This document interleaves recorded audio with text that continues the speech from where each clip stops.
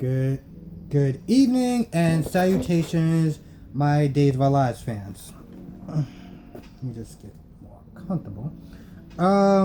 This episode, I gotta sit there and say, it was good in certain parts, it was annoying in other parts, and it was unnecessary in other parts. I know that doesn't really make a lot of sense the way I said it, but trust me, the feeling is there.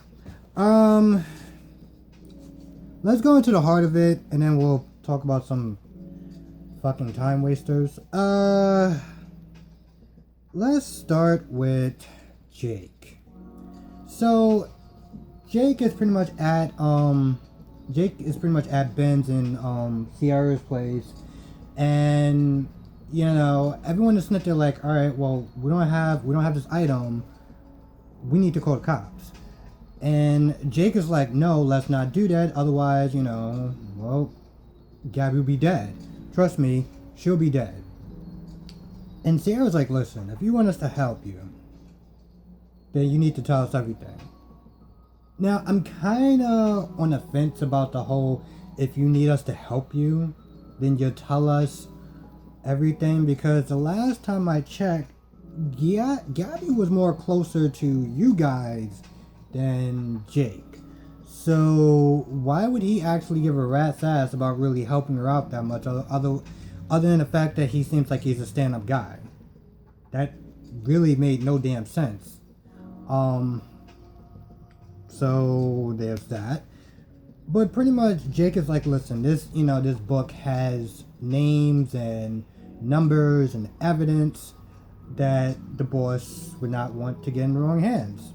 And he was like, listen, I only took it for a little bit so that way I can get further enough away from them. I'll give it back. I just wanted it as an insurance policy. But my ex decided to steal it. So Sierra actually had a smart plan. I'm not saying like she's dumb or anything like that, but she actually had a smart plan. She was like, alright, listen, let's go to my grandfather's house and let's get a book that looks very similar. Actually, to tell you the truth, it was damn near the exact same book. Write some numbers and some names. He'll never know the difference. Meanwhile, you got Lonnie and Eli outside just tailing them, you know, just like, alright, they're on the move now. And so they're following them around or whatever. They followed them to, I guess, Victor's house. So now they're just outside waiting. I mean, there's some minute stuff like Lonnie actually having, actually we can't even call it morning sickness anymore because it's at night. Which I guess she was happy about, because when she wasn't getting the sickness at first, she thought there could be something wrong with the baby. So, yeah. So that's good news. Anyway, they're just waiting outside to follow them some more, I guess. Unless she gets sick again and they can actually get a clear shot at getting away from them. Because that dude's like, listen, if I sniff any cops, if I find any cops, well, she's dead and you're dead. Let's rewind back a little bit. Because this what the hell is all I can really sit there and say. So Gabby's tied up, and you know the kidnapper is not there, like, you know, just looking at her and stuff. And Gabby's like, listen, I know you've been checking me out. So I'm just not there like, no, we're not really actually gonna do this, are we? Like, we're really gonna, okay. So, you know, Gabby's all like, I know you've been checking me out, but, you know, listen, we can, you know, we can have some fun, you know? We can, you know, have some mattress tag or whatever. And that dude's like, listen, he was like, what about your husband, you know? I mean, where's your loyalty at? She's all like, oh, well, he's been pushing me away for weeks, so, you know, why not? And then he starts to untie one of her restraints, and I'm like, what are you doing? Are you serious right now? I'm like, yo, this dude cannot be that stupid enough to untie her and get killed by his own boss for some ass. Like, you can't be. He's so tired, and she's all like, oh, well, what if I tie you up? And dude's like, nah, I'm not into bondage. He was like, nah. He was like, I'm not stupid. Nah, bro, you're not stupid. You just untied your hostage, but no, you're not stupid. Okay. Anyway, after she was untied or whatever, they start holding each other, and Gabby knees him in the nuts. Of course, I felt that personally, just as a man. But yeah, she knees him in the nuts, and I'm like, I admire your bravery, and I thought it was really stupid in his part, but I already saw that coming. I was like, do you honestly think you're gonna really get far? Of course, she tries to open up the door, and it's locked from the outside? It's locked from the outside. So that means, I don't really understand how that works, but, anyway, he had the keys. He was like, yep, you're not going anywhere. So he ties it back up, and that's why he makes the call to Jake. That's when he makes the call to Jake, and he's like, listen, do you have what I want? And that's when Jake is like, alright, yeah, I do. And since they're thinking, okay, so we're gonna play the bluff game. Okay, cool. He hangs up the phone. Sierra's like, yo, are you out of your damn mind? And Jake is like, I panicked, I didn't know what else to do. And that's when Sierra has the idea of, getting a lookalike book to try to do the switch. And apparently the kidnapper gives him another hour. Because why not? Let's circle back to let's circle back to Claire and Gwen. Because this part of the episode annoyed me. It annoyed me, and it was so unnecessary. So Gwen is first like, yo, listen, you ratted me out. I want to know why. They sneak in her room because her grandfather got her some tea or whatever. And anyway, they sneak in her room, and Gwen is like, listen, you ratted me out. I want to know why. And Claire's like, listen, you have something that my friends want, like my friend is actually going to get killed if you don't give back that property. And so now Gwen is playing this, I'm trying not to curse, but this shit is really pissing me off. Gwen is thinking that they're trying to play this game of, it's for her life.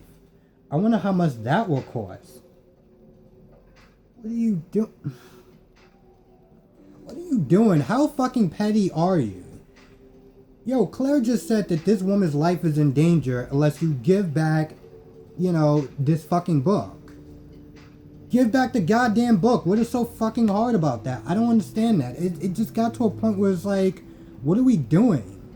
And then, Claire was all like, oh, I don't know. And how do you know? How do you know they're telling the truth? And how do you know that Sierra has forgiven you, and she could just be lying to you, her and Ben, and then there's Jake. I'm like, what are we doing? What are we doing? And so, Claire's like, listen, why don't we just get my grandparents to help out? Talks about Marlene, how she's smart, and how John was the closest thing that Salem had to a real life James Bond. I would actually really like to see that back in the day. That actually sounds interesting. But anyway, she's like, let me just go and get them. And then Gwenda's like, oh well, if you go, I may disappear and you'll never see me again. I'm like, oh my god, seriously? What are we doing? What are we doing? And this is 40 minutes into it that we just played this long ass stretch out the clock to like an hour. Finally. Because you got Marlene and you got Johnson that they're talking about Claire, talking about trust, and we need to extend her trust, and we need to kind of, well, let's be honest, lower our expectations when it comes towards Claire, because she is Claire, so, yeah. We can't expect too much from her. They were sitting there talking. And then John was like, yeah, you're right. You know, I'm really tired. And Marlena was like, are you sure you're really tired? And I'm sitting there saying, hey now. I'm like, hey now, okay, all right. And John was like, nope, I'm not that tired. I'm actually wide awake. I was like, yeah, that's exactly what I thought you were saying. So, you know, they're about to play fucking mattress tag, and that's when Claire comes out, and I know John was like, you know, I really love you, but you're kind of, you know, kind of gonna, whatever. And so Claire's like, you know, I'm not by myself, and that's when she introduced Claire. I mean, that's when she introduced Gwen. And Marlene has this, first of all, when she came out of her room, Marlene had this disapproval look like she was about to give her a lecture. And then that's when Claire was like, oh, and this is my friend, Gwen. So tomorrow should actually be kind of interesting. And I hope it's actually kind of interesting in all the aspects. Before I get into the stuff that I really didn't like, when it comes towards these acts, I feel like you have the main meat of the story, you have the fluff piece, and then you have a side piece. I feel like all of them should actually be important. And it shouldn't be where it's like we're just doing the main story and then we're doing fluff pieces between characters. You know, in one of my reviews I was meant to talk about how you had Will and Sunny. I think they were on some sort of date or whatever, some sort of like night date or something, and they were just talking about kids and adopting and stuff like that. I was like, you know, that's great and everything, but I want to see you characters actually do something, you know? What are you characters actually there for? What are you doing, you know? Like, what are you into? Like, give me a story with you two characters and not just, you know, y'all just kind of hanging around. I don't know. I'd rather have all three pieces good than to just be mainly focused and mainly interested on one piece at a time. For an hour and you only have like, if I counted how much time it was for the main story of like Ben and Sierra and stuff like that, I'll probably be able to watch the soap opera less than 25 minutes, maybe a half an hour at the most. And then you have a whole half an hour of nothing. And speaking of nothing, let's talk about Jack and Jennifer. Complete another waste of time. I mean, all they really talked about was, you know, eating some bad food that their grandchildren gave, and then talking about how they were going to go on a honeymoon.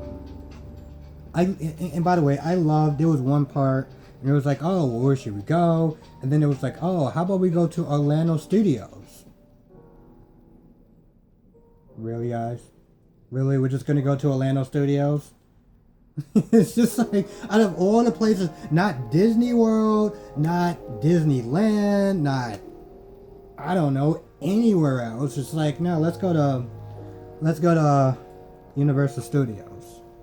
I mean, I can't knock them because, let's be fair, every time GH does like a Halloween theme, it's always a Marvel character or some sort of thing that has something to do with Marvel Studios or Disney.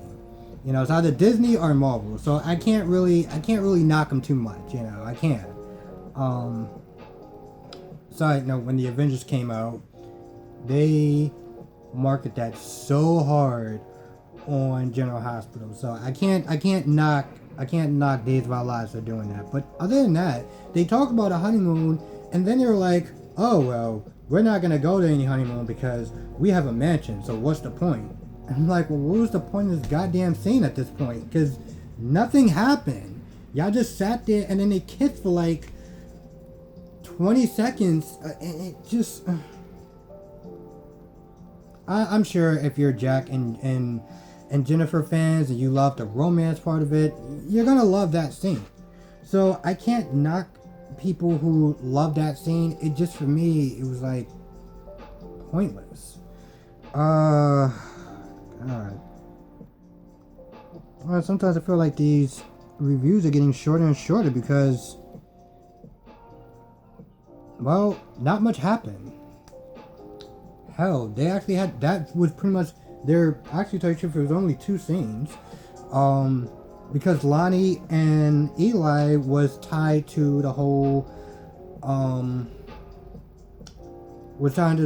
you know, Ben and trying to find Gabby.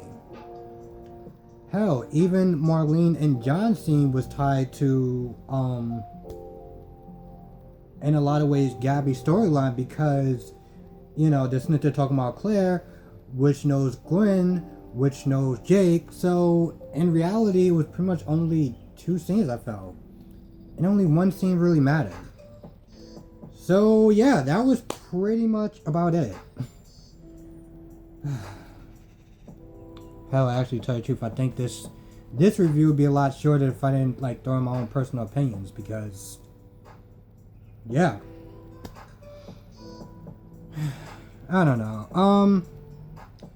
Like I said, the only thing that was actually gonna get really interesting was the Gabby part was kind of interesting because I was like, bro, you can't be that dumb. And even when he was on the ground, you know, holding himself and was like, I'm not stupid. No, you're not stupid. You were stupid enough to get kicked in the nuts. But nah, bro. You're not stupid. Okay. Honestly, tell you the truth, I'm not gonna lie. I actually felt like I had more fun doing this review than watching the scenes with Jennifer and Jack. But anyway, that's just my takeaway. Thank you for watching. Thank you for liking. Thank you for the comments. I really do appreciate it. Yeah, I got nothing to add. So I will see you in the next video, and hopefully when GH comes around, you know, I can start doing those reviews too. I'm actually curious about Bold and the Beautiful. First of all, I love Los Angeles. I love LA. I love LA. I only went there once, but I fucking love LA. And it's something about Bold and the Beautiful that seems like it's very short, but to the point. You know, there's not really a lot of time for, I don't know, pointless scenes like Jack and Jennifer. And it also reminds me of Port Charles. That was on ABC, and that show was a half an hour, and they didn't waste time. They just really got into the heart of the matters. There was no fluff scenes or anything like that. So I'm actually curious about reviewing. I'm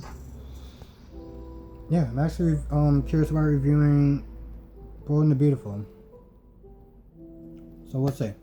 Have a good day, good night, depending on when you're watching this. Be safe, all that good stuff. Thank you for listening to me ramble. And I will catch you in the next recap.